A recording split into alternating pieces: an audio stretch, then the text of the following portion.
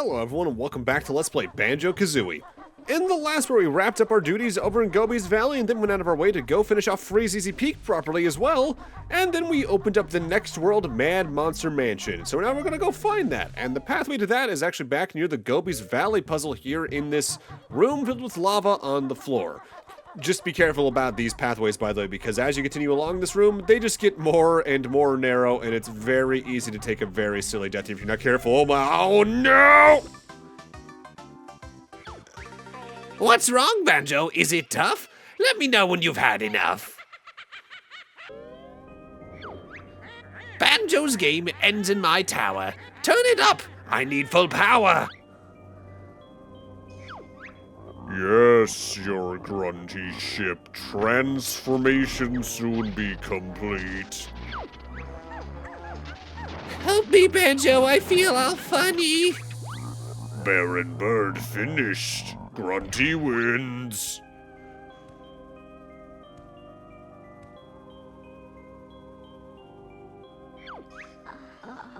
Look at Grunty, she's a beauty. I'm much prettier than Tootie. Oh, you are, mistress. Grunty, nice. Come back to Mumbo's skull, yes? Banjo, your sister wants a word with you. Now.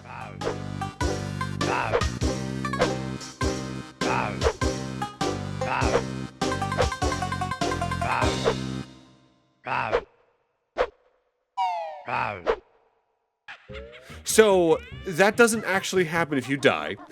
But that is actively the cutscene that plays when you either first get a game over or first save and quit the game. There's an active bad ending to Banjo-Kazooie, which a part of me actively adores a game that's as relatively happy-go-lucky and goofy as this, actively going out of the way to have something like that. From my memory of games I've played around this era, that's usually something you'd more see in like PC, point-and-click adventure-type games or visual novels and the like. Not too often you see that outright in a platformer, at least to that level. If there's usually a bad ending, it's usually like a joke choice right at the end game or things like that, rather than, you know, being tied to a game over properly. Welcome to the field where Mad Monster Mansion waits, but also, there's also another Brentilda here. Did you know Wart Bags keeps a dragon's foot in her pocket for luck? I mean, that sounds kind of badass, actually. I've also seen my sister cuddling a huge, sweaty baboon in bed at night. She's really proud of her broomstick. It's a top-of-the-range Rough Rider Deluxe. That's another 3 grunty notes put down into my own notes for later, whenever that actually comes in handy. Before we enter Mad Monster Mansion itself, though, you want to come over here towards the left side of the actual entrance to the world and attack this gate here with the mid-air Kazooie attack, as that'll break it. Why do we need to do that? Well, this is a situation similar to the ice block over near the Freezeezy Peak puzzle near Bubblegloop Swamp, where we're going to be leaving Mad Monster Mansion as the Mumbo transformation we obtain within, and we need to take that transformation over here for main game progress, even compared to the Cheeto page over near Bubblegloop Swamp. And you cannot attack as the transformations outside of the alligator, so we need to break that now, otherwise I need to go in and then go back out and all that jazz. I've got this skirt, so when I'm thinner, it really makes me look a winner. Assuming that's what she's wearing in the bad ending, not for nothing, she actually picked really well because she is stunning looking like that. Welcome to Mad Monster Mansion. This is my favorite world in the game because it's a big ghost house level, and partially due to playing Luigi's Mansion at such a young age, I love levels like this in pretty much any time they show up. These two guests are rather dumb. Let's make sure they're unwelcome. I feel like you needed an extra syllable there for some reason, Grunty. So the mansion here, Mad Monster Mansion, is the centerpiece of the world, but the rest of the world is spread out around it in hedge mazes, fountains, and surrounding pools to make it feel like a full-out estate. You can enter the main door of the mansion for a room, but we actively don't want to enter that room through that way. We want to get in there elsewise. But what we can do is break any normal window here and actively enter the rooms within. With that said, basically every painting here is going to act like the grates that had the lizard enemies in them back in Clanker's Cavern. So if you ever approach a painting in this world, make sure you start the mid-air Kazooie beak attack so you can actually take the enemy out before you take too much damage. My first goal, though, is the basement accessed by ground pounding these planks right here. Down here is a wine cellar where there's a ton of barrels that we can actively break open to get what's within. I think one of them has a Jinjo, one of them has, I think, a feather of some sort, another has a Jiggy outright. Just watch out for the ghost enemies, though, because like the mummies back in Gobi's Valley, they are invincible to everything that's not your Wonder Wing ability, so make sure you have some gold feathers on standby around here. Also, some of the most dastardly hidden notes in the world are right here. Come all the way up to this edge and backflip up here to grab these 4 notes. I have missed those more often than I'd like to admit. Now you might notice there's one barrel here that's a little bit different than the others in that it actively has metal bars blocking its entrance. That is another Stop-N-Swop entrance. Behind this barrel's entrance lies the Cyan Mystery Egg, which you can open here in the N64 release by entering the cheat code cheat don't you go and tell her about the secret in her cellar over at the Treasure Trove Cove sandcastle floor. If you can't tell by the length of those cheat codes, as well as some I probably put on screen when I was talking about cheat codes at the Treasure Trove Cove sand floor earlier in the LP, some of the more out there cheats definitely get really lengthy in their input to the point where it can just feel annoying if you mess up at the very last second. There's a reason the only cheats I tend to use in a playthrough this, if I use them at all, is the ones we get from Cheeto outright because they're so small in comparison. Right there is one of the 2 honeycomb pieces for this world, but we actively can't grab that until we've accessed the transformation from Mumbo here. Now, if there is one thing I'm not a big fan of with Monster Mansion specifically, though it's a bit of a running theme in the latter half of the game to begin with, they generally like to place notes in very alike locations in the game. So what they do very frequently here in Mad Monster Mansion is place 4 notes at a time on the corners of the building roof levels and all that, and it just gets annoying to grab them all, I won't lie. Gurgle. Barrel's too much fat to fit in Lago's mouth. Lago's a talking toilet. My feet are disgusting. Worth noting, though, Mad Monster Mansion actively is one of the few levels in the game that has 2 mystery eggs and Stop-N-Swop areas tied to it.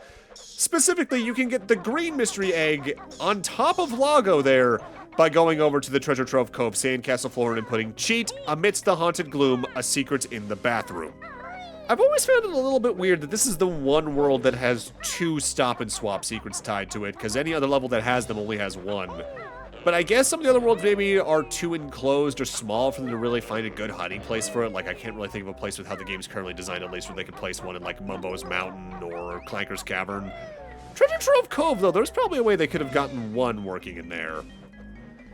These giant windows near the top also count as ones you can break, and you're going to want to break them because in them are not only potentially some more honeycomb pieces for healing and all that, but there's also a Jinjo here on top of what I can only assume is technically Grunty's bed, because I feel like Mad Monster Mansion is also sort of implied to be like Grunty's own like luxury house, so to speak, although she definitely lives in the main layer to begin with.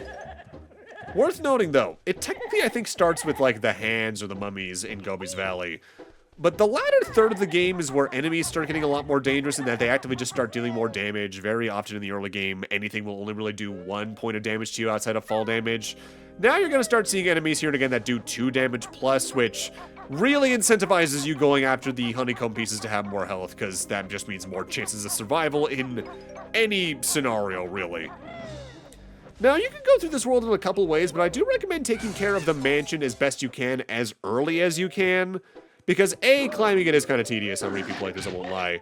But also, since we need to leave this world as the transformation, and there's things to it, the transformation tied to the central mansion, doing it earlier and then coming back later to do just a few extra things you left behind feels better than just doing the mansion, immediately leaving, doing the transformation, and then coming back to me. Because it gives me a little bit of a break from this part of the world, so to speak. Because, trust me, you're going to want to have that mentality, especially in the latter third of the game, because of either how A, big the worlds get, or B, how annoying some parts of the worlds get starting on after Mad Monster Mansion. This is my favorite world in the game, like I said earlier. This is also the last world in the game I'm really attached to, because the final 2 main worlds into the end game, I'm personally not that big of a fan of, but I'll get more into why as we go. So now we're in the main room on the first floor of the mansion. Notably, there's also a Mumbo token here in the fire. There is a big ghost on the table that has a Jiggy inside of him. If you had entered this area from the front door, you would immediately fail this mission. Because what you need to do is get onto the table here without touching the floorboards, as they are squeaky and would wake this ghost up. Afterwards, you just need to kind of edge closer to it and eventually get knocked into it and grab the jiggy. Grunty's gold, how it's shone, shall be mad, now it's gone. Yes, I'm mad my boot I'll put up your useless spooky butt. Had I missed any of the jumps over 2 here, he would have woken up and I would have had to leave the area and come back in from the chimney once again to do that properly. And that's annoying. That's happened more times than I'd like to admit, but thankfully less than I could ever fear. While I grab these notes and take a look at these paintings before leaving the mansion behind to explore the rest of the world, let's talk about the game's staff again really quick. Specifically next up in the credits is the scene crayoner, who is actively the background and layout artist. The only person credited for that role is Stephen Hurst, who started as an additional graphics manipulator for Donkey Kong Country 2 and 3. They were then uncredited for background work in GoldenEye, then they were in this, and then they largely were on the art and graphics team for Rare moving forward. They worked on Perfect Dark, Banjo-Tooie, Grabbed by the Ghoulies, Viva Pinata, Nuts and Bolts. They were actively on a main part of the credit team for that. They worked on the art team for Connect Sports 1 and 2, but then, alongside several other members, they still left Rare to form Playtonic, and were an environment art director for Yooka-Laylee, and on the main Playtonic team for Yooka-Laylee and the Impossible Lair. Their most recent credit was Tamarin back in 2019 as an environment artist. So from here, the way I explore Mad Monster Mansion is actively kind of dictated by the level's own design. As it winds around the mansion, yes, but there's ways you actively get blocked off by gates. You can break them down, but from memory, I want to say you can only do so on the sides that have the lock, like this one. For instance, breaking that one down allows us to access this sector where not only is Mumbo's hut present, but there's this giant church. There's a couple of things we can do here. First off, I want to actively backflip up and then talon trot up the roof of the church for not only the notes that are here, but also from memory, the clock tower on top of the church here is the highest point in the world, and as has largely been a trend throughout the game, there's a jiggy on the very top of the clock tower due to that. The jump up is definitely a little bit uncomfortable, not so much getting from this step to the next, but hugging the walls here, you really gotta make sure you're directly against the wall because there's just barely enough space for a talon-trotting Banjo-Kazooie to fit up there. Then there's actually a very small shock jump pad up here on this part of the roof that's really hard to see unless you get the camera in the right spot. Also, 4 of the least comfortable to grab notes in the game. You kind of gotta hug the wall and jump up and have Banjo's nose touch the notes to collect them, and it just never really feels right. Jump on that, jump on up, and climb the weather vane, and there lies our next jiggy. Worth noting though, Mumbo's hut we're really saving for last here because I want to say off the top of my head, out of all the worlds in the game that have a Mumbo transformation, the one here in Mad Monster Mansion has the most things locked behind it because it has 3 distinct jiggies tied to it compared to most other worlds. 1, maybe 2. Fun little secret though, the church is covered in stained glass windows, but there's one stained glass window that's decorated with Banjo-Kazooie's face. You can hop through that window for a secret little room here with a lot of blue eggs, red feathers, and extra life, and also more paintings for you to break down and get health from them. I go in there every playthrough, though there's nothing ever really needed there. Next up, I want to go back to the front of the church to take care of something. We can't enter the church itself just yet because the switch to open its door is like on the exact opposite side of the world from us, and even then there's going to be a timer tied to it. But I do want to go investigate these pots and put some eggs in them by pooping them out into the main part of the pot. Upon doing that with 2 to 3, something happens. As soon as I get the shot right. Thank you. That was thank you, it said. Not anything else. Not anything else at all, however much it might sound like that. To get one of the jiggies in this world, we need to put eggs into every single one of the flower pots surrounding the church. I think there's like 5 of them. They're largely pretty much in the open, but you do need to watch out for the occasional surprise enemy that's actively disguised as a gravestone. But 2 peck attacks takes care of them pretty quickly. One thing to keep an eye out, though, especially over here near the church, is keep an eye out for any small little passageways that are either just barely above the ground or at ground level. Similarly to the one that we actively used with the alligator banjo to escape where Mumbo's hut was back in Bubblegloop Swamp. As the transformation of this world is also very small and low to the ground, and we can use those to access other areas. Also, that's a little bit of a neat little detail that they actually keep in mind. When you actively poop out any eggs, they do bounce around. If they bounce back into you because you missed or you actively run into them really quickly, you can actively grab them back and not waste your ammo like that. I always really appreciate when a game does that with any kind of ammo. Like, I think technically, at least Skyrim, maybe even Oblivion and Morrowind did this off the top of my head. I can't remember. If you miss an arrow shot but it lodges in a wall, you can pick up the arrow again. I like when games do that. I think more games should do that, honestly, because hey, it's a nice way to save on resources. Now, this is a comparatively long-term warning, but I do use a lot of gold feathers for the Wonder Wing to kill the ghosts here in Mad Monster Mansion. But the ghosts are slow enough where I would actively recommend against doing that on a first playthrough, as there's a much more important place to potentially use them later on in the final world. And while you can easily replenish them at certain places, if you're trying to get through the game quickly, you might not do that as actively, so keep that in mind all the same.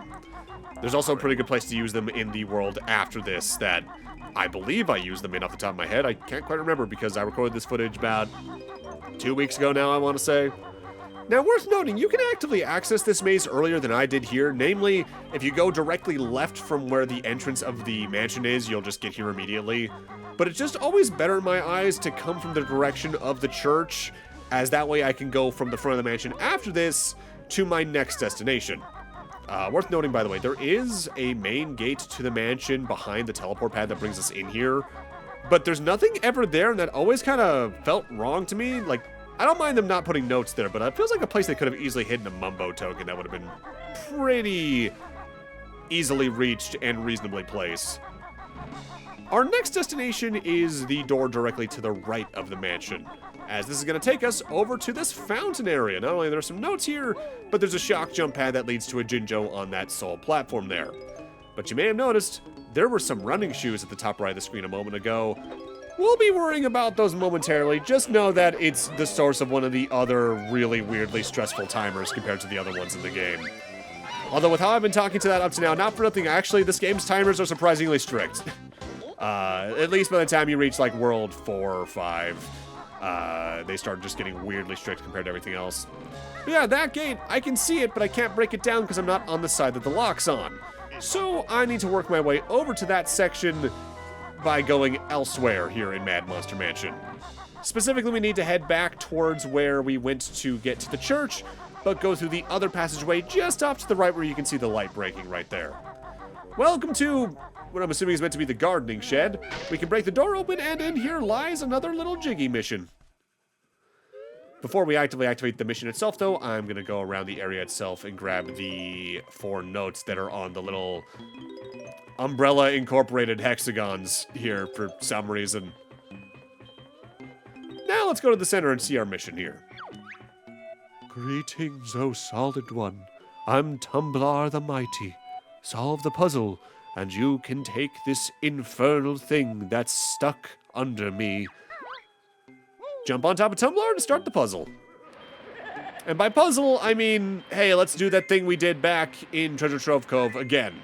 We need to drive Tumblar while on top of him to spell out the name Banjo-Kazooie with the letters around the room. I believe if you choose the wrong letter, they actively do punish you by either making you take damage or lose the puzzle outright. But worth noting, the letters are always rotated so that the bottom is facing the center of the room. So while that looks like it could be an N up there on the top right of the screen right now, that's actually the Z for Kazooie. Meanwhile, the N looks more like a Z because it's placed with the camera towards the southern end of it. That messed me up more than I'd like to admit on my first several attempts at this puzzle as a kid. Watch out for the ghost around there because it does move pretty fast, but as long as you keep in mind its movement, you can just try to outpace it pretty easily. I don't remember if anything happens, though, if you actively touch the Gruntilda tiles here. I think they might just be decoration, but I want to say they might damage you outright. Future me will probably chime in with some information about that more precisely than I can at the moment. At last, the puzzle is solved. Take this thing. I'm leaving this gloomy shed. And that's another jiggy down. Our next destination is, of course, back outside, but in specific, we want to worm around this little shed area for 2 reasons. One, the gate I want to break that leads back towards the fountain is over here. But for another, if we worm around to the other side of the shed, there is a shock jump pad we can use to reach the roof, where 4 more notes await. Be careful of these specific bushes, by the way. These ones are brambly and thus will damage you outright. Those lovely thorns, how they've grown. Music to my ears as you moan. Moaning isn't the word I would use for that, but you know what, Grunty? You do you as long as you do you in that corner away from me.